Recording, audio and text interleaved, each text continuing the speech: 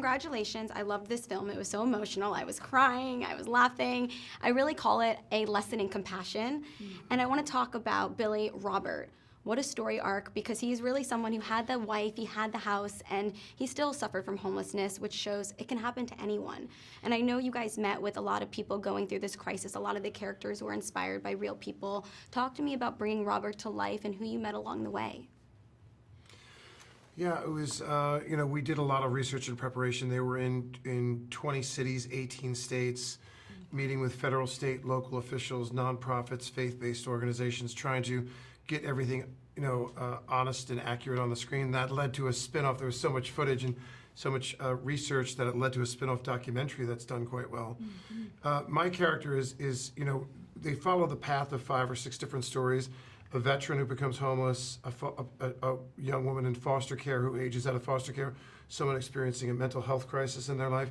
My character is really the proof that, you're one job, being fired from one job, you're one whopping medical bill, you're one gambling or addiction crisis away from, or you're one natural disaster away from living in your car. There's a lot of people here right now in Altadena and the Pacific Palisades that have insurance, and there's many that don't. And I was just in a facility with the Salvation Army and the Red Cross and FEMA, and some dude came up to me and said, "Oh, your brother Alec called me today. We're old buddies. He was called because he's concerned because I lost my house. He wants to make sure I'm okay." And the guy was living in a Red Cross facility with the Salvation Army, and he lost his house in the Palisades, and he had no insurance. An Ashanti bona fide survivor. This song was so good. I mean, I can listen to you sing anything. I love your voice so much. Thank you so much. But really, anyone who has been through anything is a survivor in their own right. And I feel like this song, especially encapsulating Violet and her journey, what was it like recording this, and what was the message you really wanted the audience to receive?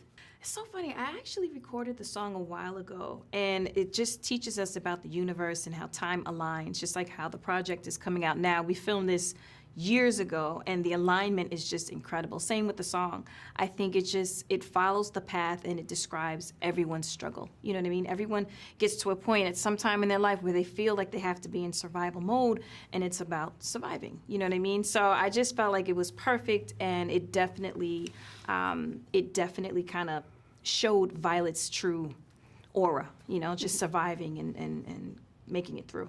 Right, like many of the characters in this film, and I love that they were all a family, but curious to know, offset, I can imagine content this heavy really bonds a cast together. What was it like behind the scenes? Were there cast dinners? Were there hangouts? Who did you guys get close to while filming this movie?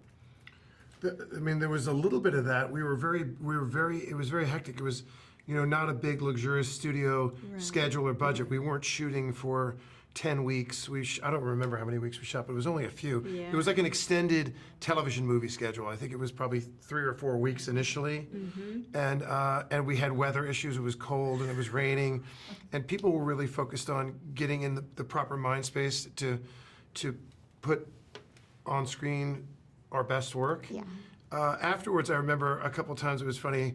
I don't think we were staying at the same place. Maybe we were, maybe we weren't. But I would go back and I would hang out in the lobby with Xander, Berkeley, and Dr. Marbot, and I would sit down. And you would think Dr. Marbot is one of the producers, and he was Trump's homelessness czar. And you would think he and I have very little in common and very little to agree on politically. But this and many other issues that we discussed, we realized that I'm right and he's wrong, and that we had a lot more common ground and a lot more that we agreed on. And it was interesting to take our show on the road. I go on the road with Marbot to talk about it. And it's very refreshing for people on the right and the left to see us finding consensus, finding common ground, being civil and respectful to one another, and finding ways to work together on homelessness and fentanyl and other issues. So. And we're all East Coasters and West Coasters now. How have you seen the homelessness crisis change over the years on both coasts, either for the better or for the worst? Oh, I've seen it get extremely worse. And just everywhere. As I was saying, I was watching one of the clips and from the interviews that I was doing, I was actually recording when we weren't shooting. And I would record in Vancouver. And I remember landing and driving to the studio and seeing it almost looked exactly like the set. And I'm like, is this normal? This can't possibly be like so normal. And it's just everywhere, So it really just puts it in people's faces. You know what I mean? Like, we need to discuss this. we need to fix it. We need to break the cycle because it's too overwhelming. It's a global crisis. So Yeah, it was bad, but then COVID made it much worse. Yeah. Fentanyl has made it much worse. Political instability causing refugees and migration have contributed to it. So, yeah, it's a complicated issue, but we have the resources to drastically, vastly improve the numbers. If we have the political will, we'll do it. Right. And Ashanti, you are a mother. Congratulations. You're a wife. How are you balancing and navigating motherhood, acting, singing, all of it? How do you navigate that? man, it's a lot. Coconut water, no. The secret, coconut water.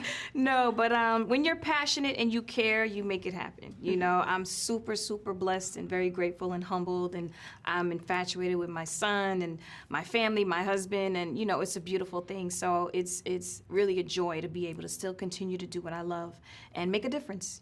So I'm just very grateful for that. Yeah, and Billy, you have a new little member too, Jack Blues. He already Yes. sounds like the coolest guy out there. I mean, he played it. Yes. What has that been like for the family? Great, another addition. I don't know, that was like my mother's 16th great-grandchild. She's got like 30 grandchildren. I know, that's I incredible. got 16 or 17, but yeah, they're busy, young parents, very exciting, very happy for them. And yeah, it's your life changes, My life was never the same. I don't want to say this out loud in front of her, but like I never, not that this is going to happen to you, but I really, and it happened to my mother too, I never really slept the same. You don't really sleep You probably already know. Ashanti's like, I know. No, but I'm not even talking about because they're up and they need to be fed or they're crying or whatever. I'm just talking about like your kids go out on a sleepover or they're 14 and they're out The worry. going to a party Right. and you're sort of sitting in bed and your eyes are closed and you're asleep, but it ain't the old sleep. Yeah. It ain't the old sleep. No, absolutely. Right. I used to go out to bars and the drinking age was 18 and the bars were open till 4 in the morning. So I would come home after last call, Long Island, come home at like 4:45 and I would have my friends drop me off a couple doors down because even just hearing the car door close, I knew, and I would have them drop me off. I'd walk across my lawn, I'd walk up the front stoop, I'd go to grab the front doorknob. I didn't even touch the doorknob. Her bedroom window was right next to the front door. And I would come tiptoe up the stairs, grab the doorknob. She'd go, Billy, honey, is that you? And I'm like, Mom, why are you so? She goes, okay, honey, just lock the door and go to bed now. I'll be okay. And it's like 4:45 in the morning. Right. And she's waiting till the last one gets home. You can't sleep. And are you going to be watching Alec and Hilaria's show? I mean, talk about a lot of kids. They're going to be up forever. They're never going to sleep. They're never going to sleep again. I remember love it. when he made fun of me when China and I were pregnant with our third child. He said, "What are you, Dad?" Because my mother and father had 6 kids, and then he got married again, and he had child 3, 4, 5, 6, and I said, "What are you, Anthony Quinn?" And that's a joke, because there's an actor, Anthony Quinn, who, like, when he was 92, he had a child. Tony Randall had a child at, like, 75. What are you, Anthony Quinn? Salvation Army, growing up, I always was told that's wherever we donate our clothes, our toys, anything we don't need, it goes to Salvation Army. But I realized growing up, a lot of people might not know about those resources. How can the audience support this film, support the homelessness crisis? What can they do to get involved? You buy a ticket, come see the film. 50% of the profits go to organizations and donations to helping homelessness.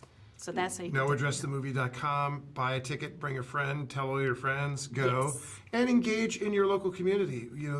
There's nonprofits, there's government organizations, there's faith organizations.